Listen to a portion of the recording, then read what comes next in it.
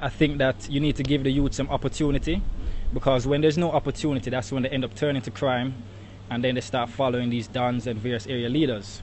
Now, if there's opportunity, they'll have a reason not to put their lives on the line, put their freedom on the line, and they'll probably be able to make a decent living and contribute to the society in a meaningful manner. Now, I think the politicians also have to try to set up a structure for power within these communities outside of the criminal elements that are there. And where there are criminal elements that are recognized as legitimate, they need to try and reform them so that we can do something else rather than exploit the young people. We can give them a voice and we can give them a chance, and maybe we can have no crime. Well, there are several things that we can do. First of all, well, this sounds kind of idealistic, but we can try to see if we can get a new set of politicians coming in. Younger people with fresh minds who have integrity, can be trusted, and won't be affiliated with any member of the older party, any older members, so they won't be so influenced.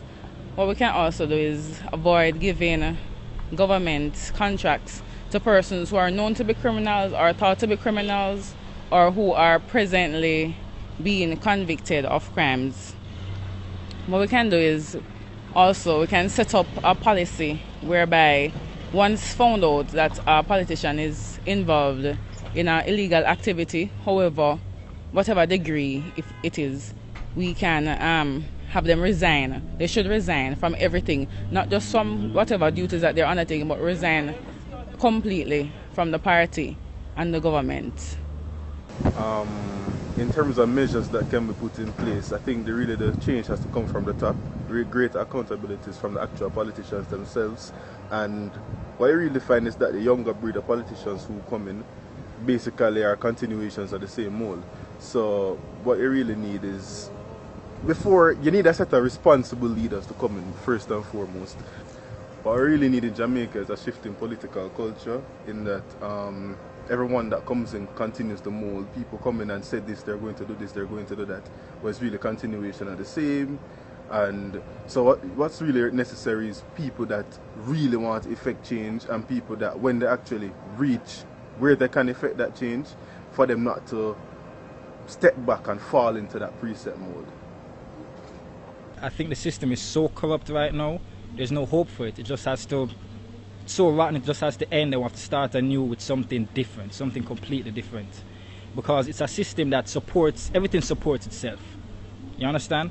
The politicians are always going to be there, they're always going to be involved in crime because that's where the money is. That's how they can get votes. And the dons, or the area leaders, the criminals, they're always going to want political links to ensure that they can stay out of prison, they can get away with whatever they're doing, they can get contracts, they can have whatever sort of business they want to have.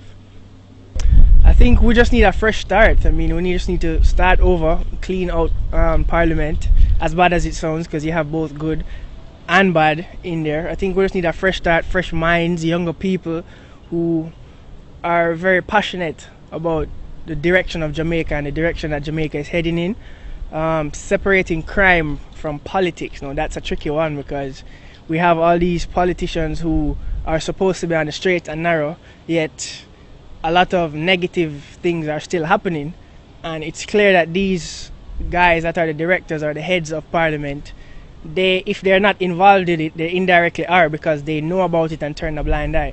So I think we need to stamp out all of that, possibly get a third party involved, somebody that can monitor the Parliament effectively and move forward from there.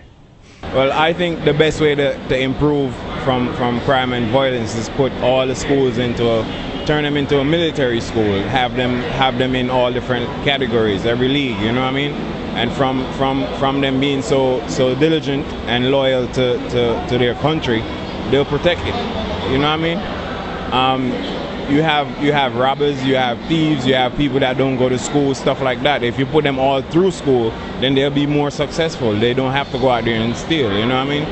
That's just the way it is. The politicians now, all they talk about is politics. What about the school children? They don't understand this politics thing, and the politician going around backing off the gunman them are supporting them. I mean, that's wrong. So we need to look into what they're doing. Did they go to school? You know, what position did they be in school? You know, what position do they play as a government? They need to run it the right way, you know. They so far only people that's working and in the buildings are the ones that are successful graduates, the one that go through school. Everybody else that has children, they don't send all of them through school. Some can't even afford it, you know, but they just gotta figure out a way, you know. I don't think I can separate crime from politics, because crime comes from politics. Them have to come cleaner and better. I mean, them have the examples out there, good and bad, so them can look on the mistakes and see where them can do it better. Whatever them can do to make the country better. There's one thing that I think is very important that they should focus on, is political financing, because there are lots of people that are giving money to these parties and to these politicians, and you don't necessarily know who is giving the money, and you don't know who this person is, what they do, what their aims are, and also you don't know whether the politicians are loyal to these people who are giving them the money, and that's a big issue.